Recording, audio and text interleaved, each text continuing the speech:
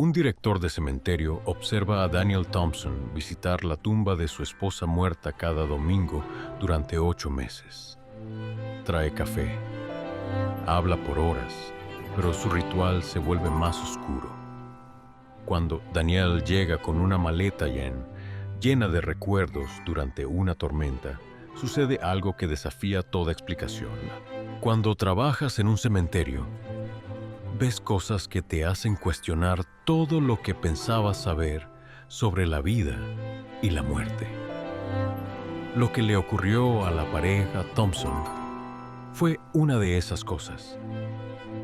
Dale al botón de suscribirte y deja un me gusta si estás listo para escuchar algo que realmente te hará poner en duda. Quiero que escuches esta historia. Luego, dime en los comentarios. ¿Harías lo que hizo Daniel por alguien que amas? Mi nombre es Robert Mitchell. He dirigido el cementerio Memorial Greenwood durante 12 años. En este trabajo, aprendes a leer el dolor. Sabes cuándo es saludable. Y sabes cuándo es el tipo que te mata lentamente. Debía haber confiado en mi instinto sobre Daniel Thompson. Daniel aparecía cada domingo a las 2:30 en punto. Un Honda Civic azul.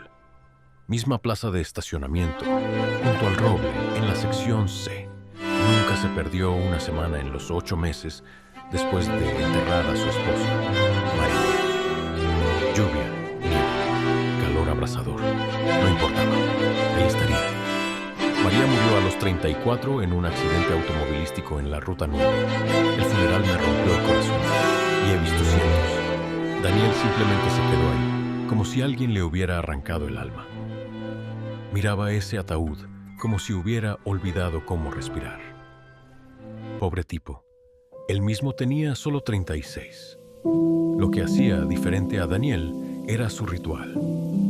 Cada domingo, traía 2 tazas de café del Diner Murphy en el centro. Caminaba hacia la tumba de María en la sección D. Se sentaba en el banco de piedra. Colocaba una taza sobre su lápida. Se quedaba con la otra. Luego, hablaba con ella durante exactamente 2 horas. Como si ella estuviera sentada allí escuchando. Primero noté esto unas 3 semanas después del funeral. Estaba haciendo mi ronda habitual cuando lo vi allí con esas 2 tazas de café. Al principio, pensé que estaba esperando a la familia. Pero semana tras semana, solo era Daniel, hablando en voz baja con el granito, tratando esa lápida como si su esposa estuviera al otro lado, sorbiendo café y contándole sobre su semana. Nunca lo interrumpí. El dolor es personal. Lo último que alguien necesita es al director del cementerio entrometiéndose con palabras vacías. Pero lo observé. En parte por preocupación profesional, en parte por curiosidad. Durante esos meses, vi cómo su ritual cambiaba de maneras que deberían haber sido señales de advertencia. La primavera comenzó con lágrimas. No llanto dramático de película, sino del tipo tranquilo y constante que viene con la conmoción. Daniel hablaba en oraciones entrecortadas, la voz quebrada, las manos temblando mientras sostenía su café. A veces extendía la mano y trazaba el nombre de María en el granito con la yema de los dedos, como si pudiera sentirla a través de la piedra. Para el verano, las lágrimas se detuvieron, pero la conversación continuó. Su voz se volvió más firme, más como una conversación normal. Le contaba a María sobre el trabajo, sobre los clientes que lo volvían loco, sobre el nuevo restaurante de la calle principal, sobre el gato del vecino que dormía en el porche, charlas reales de una pareja casada, compartiendo las pequeñas cosas que constituyen una vida. Fue entonces cuando noté que había perdido peso, quizás 15 libras. Su ropa colgaba suelta. Su cara se veía demacrada. El final del verano lo cambió todo. Daniel seguía viniendo cada domingo. Seguía trayendo 2 cafés. Seguía sentándose durante 2 horas. Pero la conversación se redujo a susurros. Principalmente, se sentaba en silencio, sosteniendo su taza con ambas manos, mirando esa lápida con una intensidad que me incomodaba. A veces lo veía extender la mano hacia el espacio vacío en el banco, su mano moviéndose como si estuviera sosteniendo dedos invisibles. Ahí fue cuando empecé a preocuparme. Después de 12 años aquí, sé la diferencia entre un duelo saludable y el tipo que te arrastra tan profundamente al pasado que no puedes ver ningún futuro. Daniel mostraba todas las señales equivocadas. Pensé en acercarme a él, tal vez sugerirle que hablara con el pastor Williams o con el Dr. Chen, el consejero de duelo. Pero cada vez que juntaba el valor, algo me detenía. Tal vez respeto por su privacidad, tal vez mi propio malestar con el dolor de los demás. De cualquier forma, mantuve mi distancia. Me dije que mientras no causara problemas, no era mi asunto. El otoño trajo algo nuevo que realmente me afectó.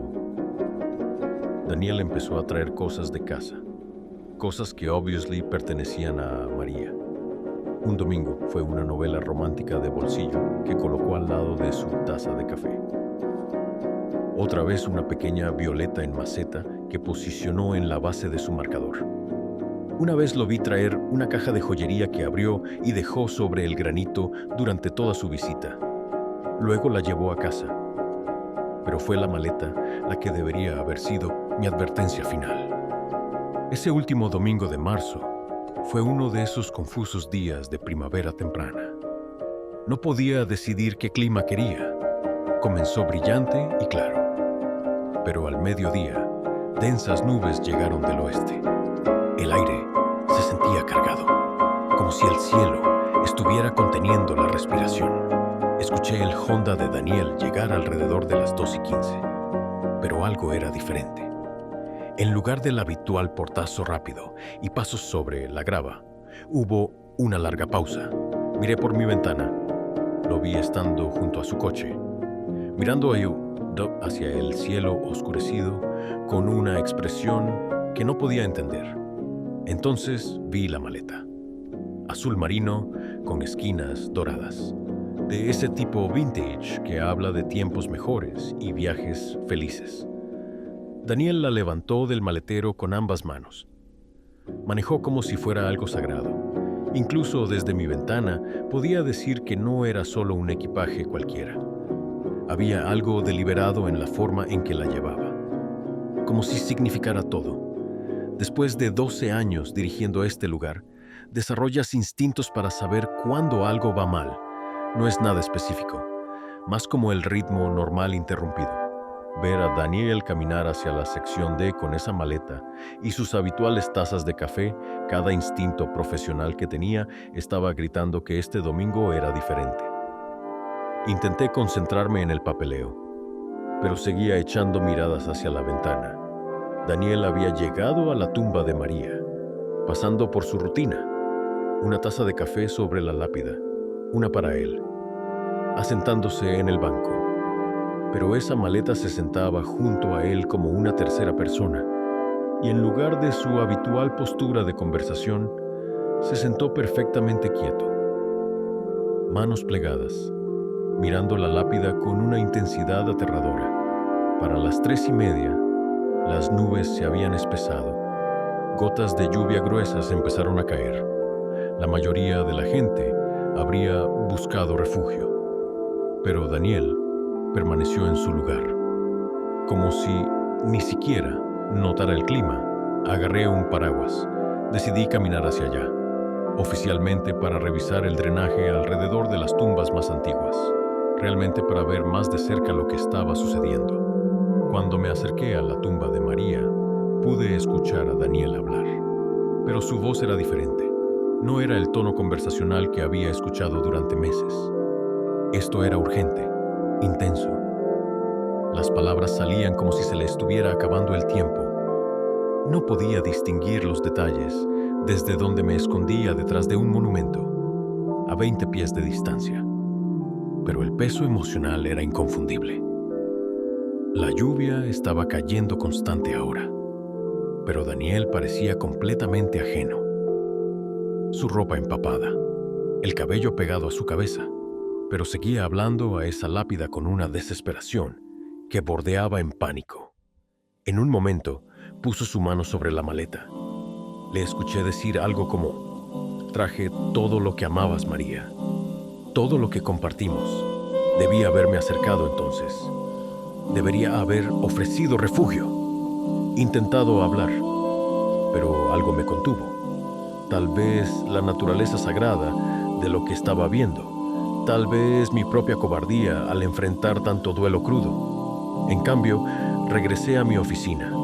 Observé desde la ventana mientras Daniel continuaba su vigilia bajo la lluvia. Para las 5, bien pasada su hora habitual, todavía estaba allí. La lluvia se había convertido en un aguacero. Estaba genuinamente preocupado. Decidí ir a insistir en que entrara. Pero entonces lo vi levantarse.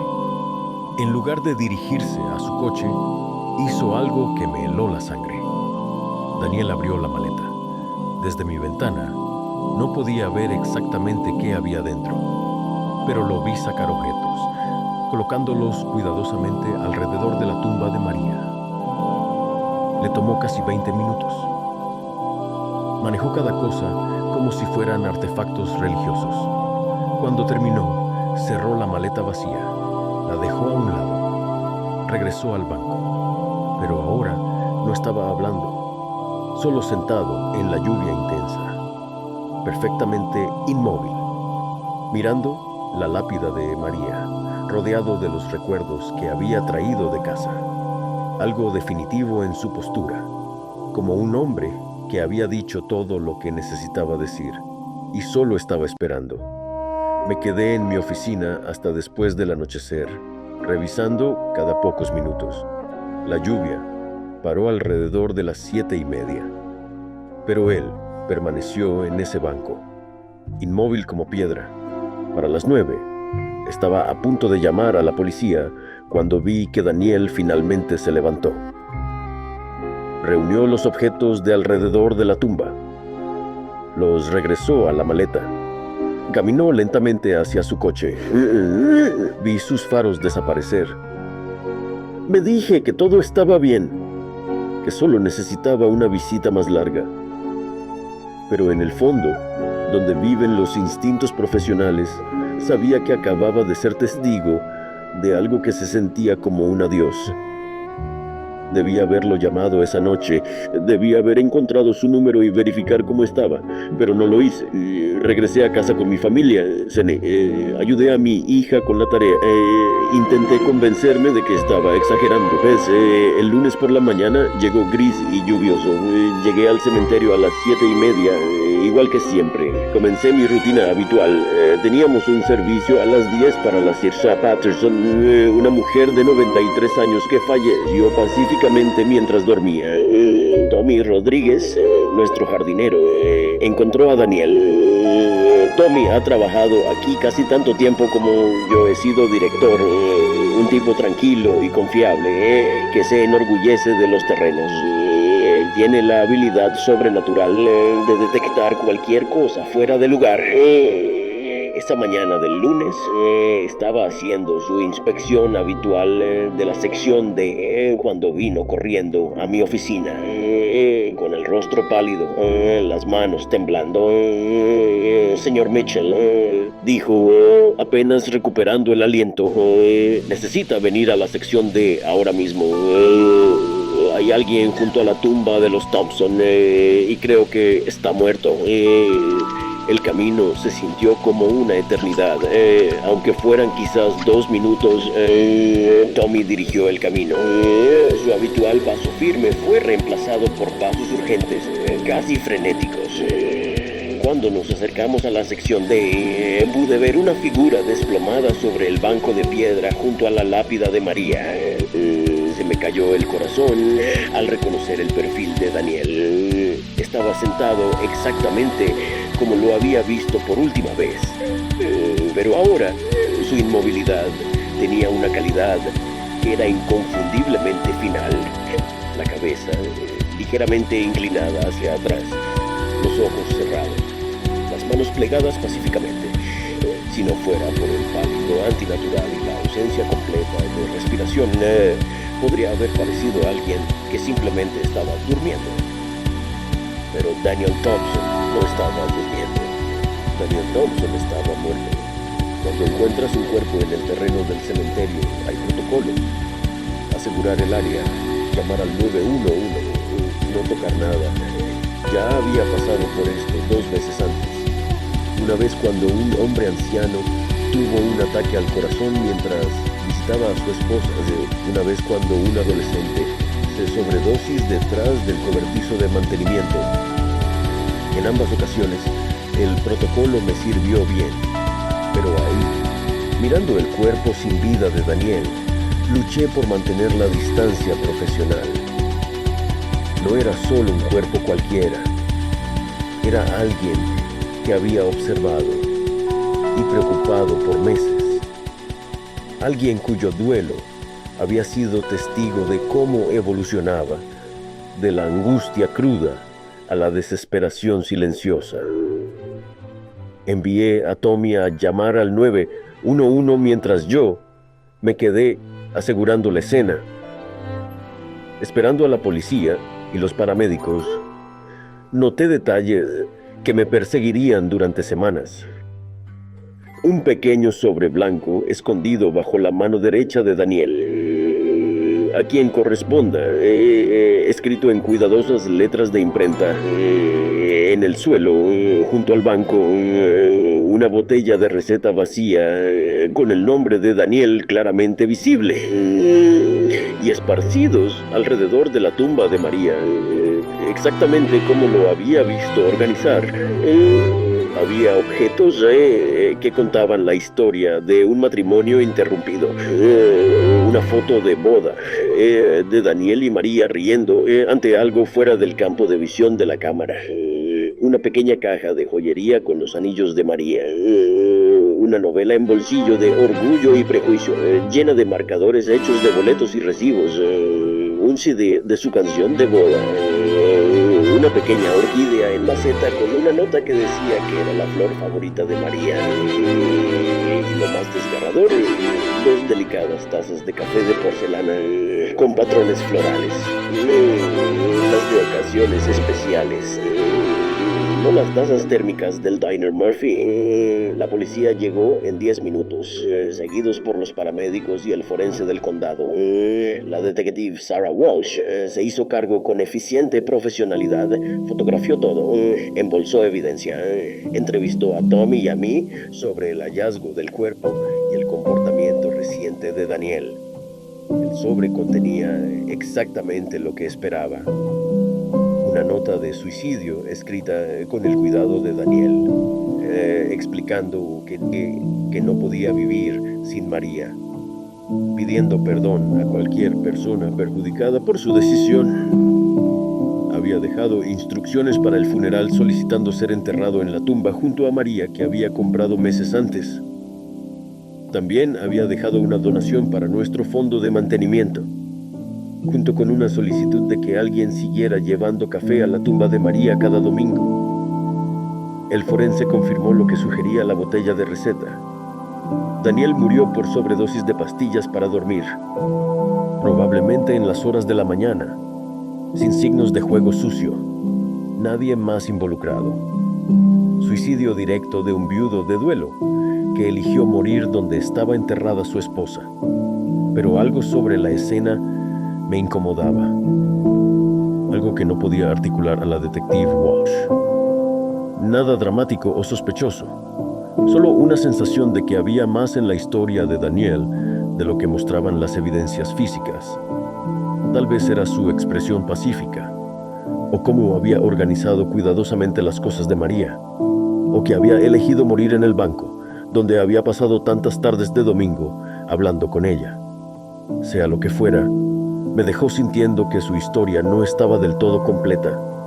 La investigación concluyó en menos de 48 horas. El cuerpo de Daniel fue entregado a la funeraria que él había especificado. El servicio estaba programado para el viernes por la tarde.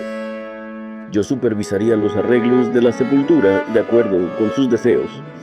Los funerales de las víctimas de suicidio siempre son difíciles, pero el de Daniel fue particularmente desgarrador porque todos en la ciudad lo conocían. La iglesia metodista estaba llena de compañeros de trabajo, viejos amigos de la escuela, personas que lo conocían como el hombre tranquilo y amable que había amado a su esposa de tal manera que no podía imaginar su vida sin ella.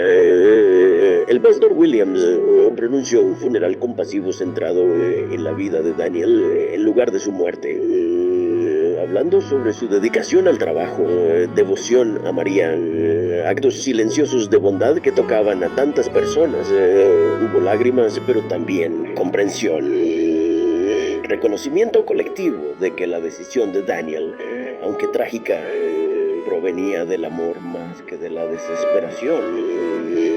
Mientras el cortejo fúnebre se dirigía a Greenwood Memorial, me encontré pensando en todas esas tardes de domingo, observando a Daniel sentado en ese banco, hablando con la lápida de María, como si estuviera allí a su lado. Su muerte se sentía como la conclusión natural de una historia de amor interrumpida por la tragedia, pero que nunca realmente terminó. El servicio de entierro fue breve y digno.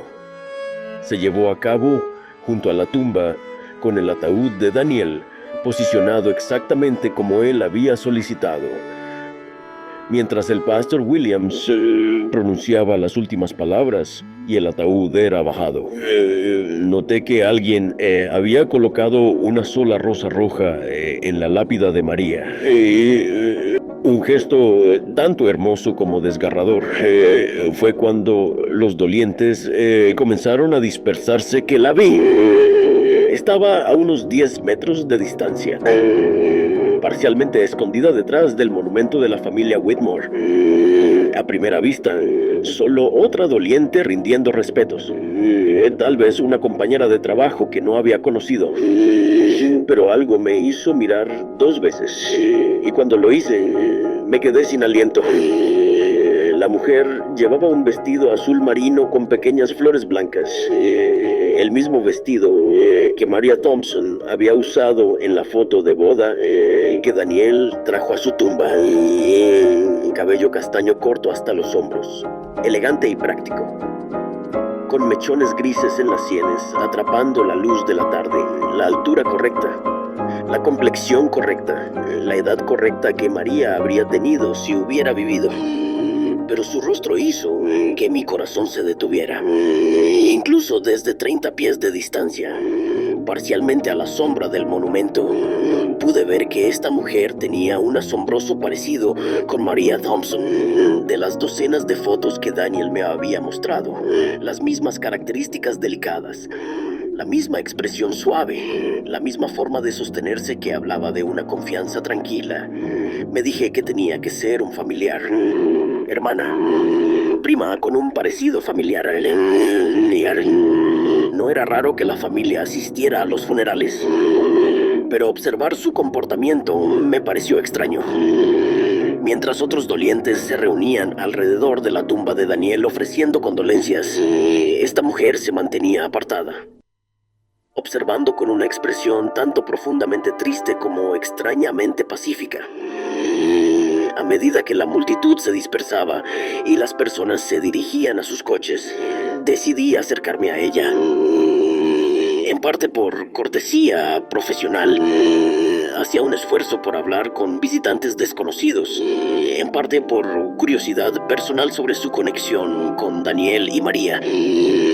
Pero al caminar hacia el monumento pareció sentir mi acercamiento. Se dio la vuelta y comenzó a alejarse con paso decidido, como si supiera exactamente a dónde iba. Aceleré mi paso, sin querer perderla entre el laberinto de lápidas. «Disculpe», llamé, la voz resonando más lejos de lo que pretendía en la tranquila tarde. «Señorita, ¿puedo hablar con usted?». Ella se detuvo y se giró. Por primera vez, tuve una vista clara y una obstruida de su rostro. El parecido con María no era solo impresionante, era imposible. Esta mujer no solo se parecía a María, se parecía exactamente a María. Hasta la pequeña cicatriz sobre su ceja izquierda que Daniel había mencionado de un accidente de bicicleta en su infancia.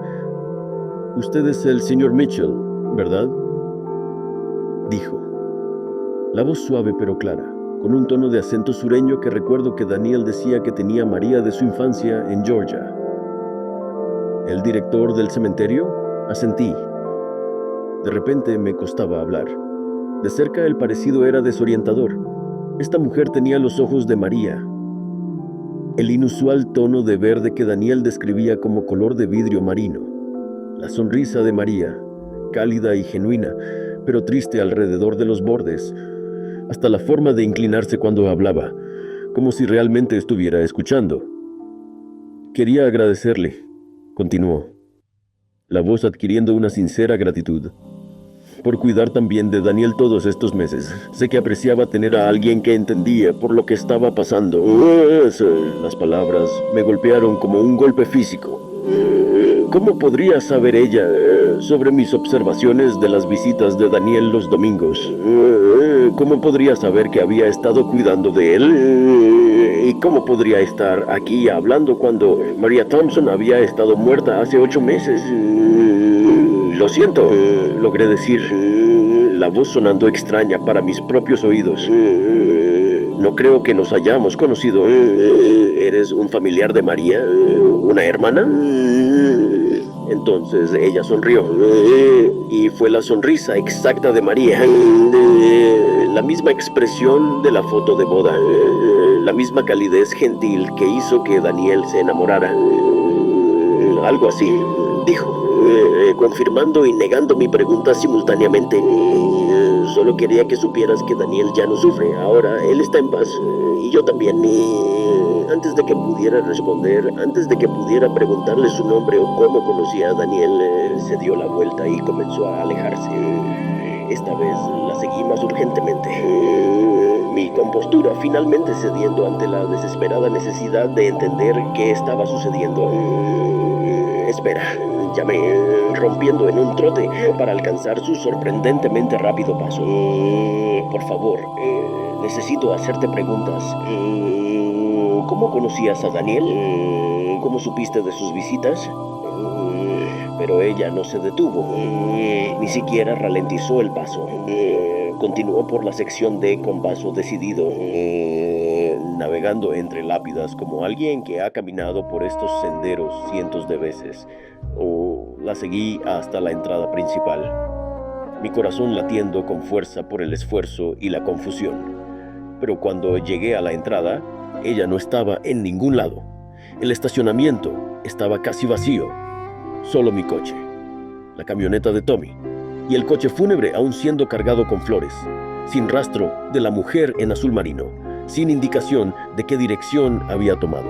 Estuve ahí varios minutos, escaneando la carretera en ambas direcciones, buscando cualquier rastro, pero era como si se hubiera desvanecido en el aire.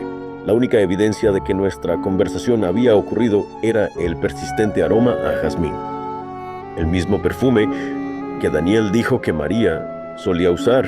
Esa tarde me quedé tarde, supuestamente terminando papeleo, pero realmente revisando las grabaciones de seguridad de la tarde. Greenwood Memorial tenía vigilancia integral, cámaras en todas las entradas y en todo el terreno. Si la mujer había entrado o salido por medios normales, las cámaras lo habrían grabado. Después de revisar 4 horas de imágenes de 6 cámaras, no encontré nada. Las cámaras grabaron el servicio fúnebre, las llegadas y salidas de los dolientes, a Tommy y a mí haciendo las tareas habituales, pero no había rastro de la mujer en azul marino, como si nunca hubiera estado allí. Me dije que tenía que haber una explicación lógica. Tal vez había llegado con otros dolientes y se había ido de la misma manera. evadiendo de alguna manera los ángulos de la cámara. Tal vez era pariente lejana, de fuera de la ciudad, que tomó caminos alternativos que nuestras cámaras no cubrían. Tal vez el estrés por el suicidio de Daniel y el peso emocional del funeral afectaron mi percepción, haciéndome ver parecidos que no estaban allí.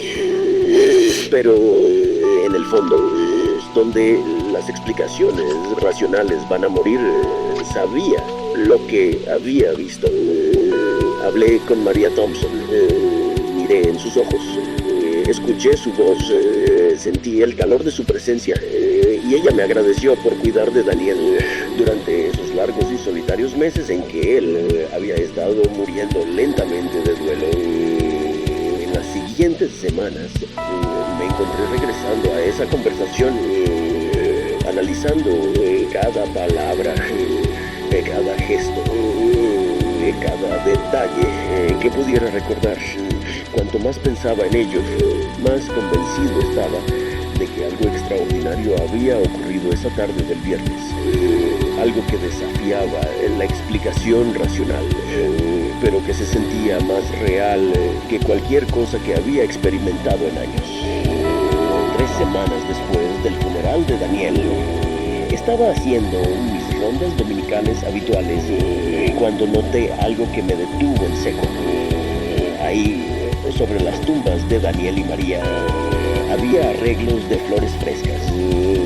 No eran elaborados ramos del hogar funerario, sino simples ramos de flores de temporada.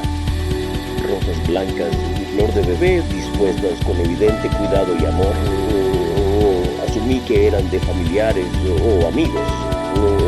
Pero cuando llamé a la hermana de Daniel más tarde ese día, parecía tan confundida como yo.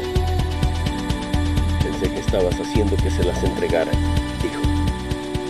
Daniel siempre decía cuánto apreciaba la forma en que te encargabas de las cosas allí. Pero yo no estaba haciendo que le entregaran flores, y tampoco lo estaba haciendo nadie más que pudiera identificar. Durante las semanas siguientes, el patrón continuó. Cada domingo por la mañana, flores frescas aparecían en ambas tumbas. Tan regular como habían sido las visitas de Daniel, comencé a llegar más temprano los domingos, esperando atrapar a quien las dejaba, pero sin importar cuán temprano llegara. 6 de la mañana, 5 de la mañana, incluso a las 4:30 un determinado lunes, las flores siempre estaban ya en su lugar, frescas y perfectamente dispuestas, con el rocío aún aferrándose a los pétalos como si hubieran sido puestas momentos antes. Las cámaras de seguridad no fueron igualmente útiles.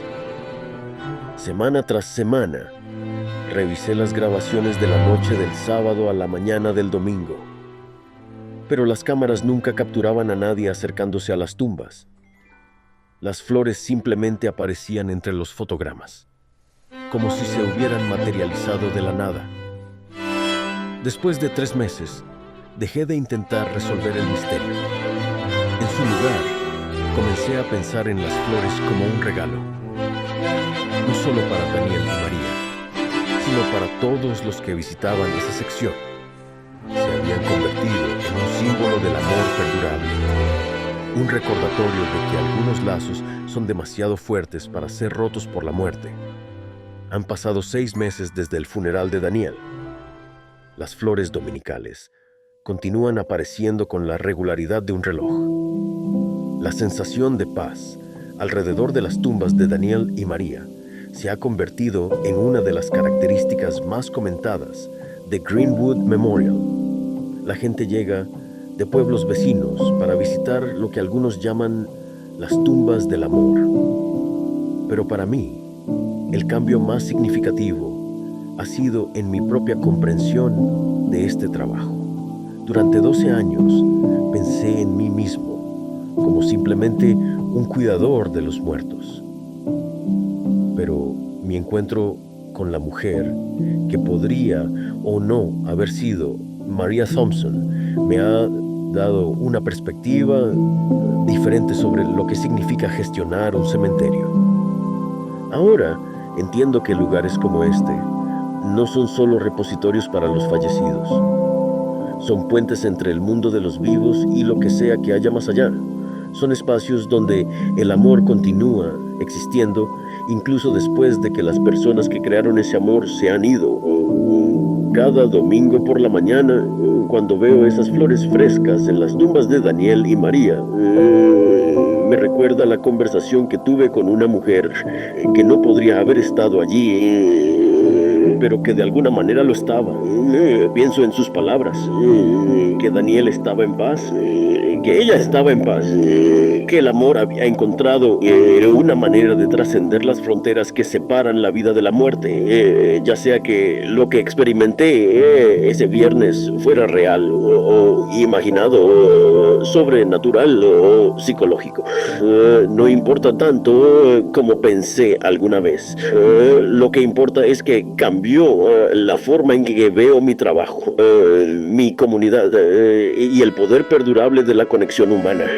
A veces, tarde en la noche, cuando estoy haciendo las últimas revisiones de seguridad, huelo un rastro de jazmín cerca de la sección D y sonrío, sabiendo que en algún lugar, de alguna manera, Daniel Thompson sigue teniendo sus conversaciones dominicales con la mujer que amó lo suficiente como para seguirla a lo que venga después de esta vida. Y cada domingo, sin falta, flores frescas aparecen en ambas tumbas. Un recordatorio semanal de que algunas historias de amor son demasiado poderosas para ser contenidas por los límites de una sola vida. Todavía no sé quién deja esas flores. Todavía no puedo explicar a la mujer con la que hablé en el funeral de Daniel. Todavía no puedo dar cuenta de la sensación de paz que transformó la sección D de un lugar de duelo a un lugar de esperanza. Pero he aprendido que algunas preguntas no necesitan respuestas y algunos misterios son más significativos cuando permanecen misteriosos. Al final, tal vez eso es de que trata realmente la historia de Daniel y María, no la tragedia de un amor interrumpido por la muerte, sino el triunfo de un amor que se niega a ser interrumpido por nada en absoluto. Y si eso no vale la pena creer, no sé qué lo es.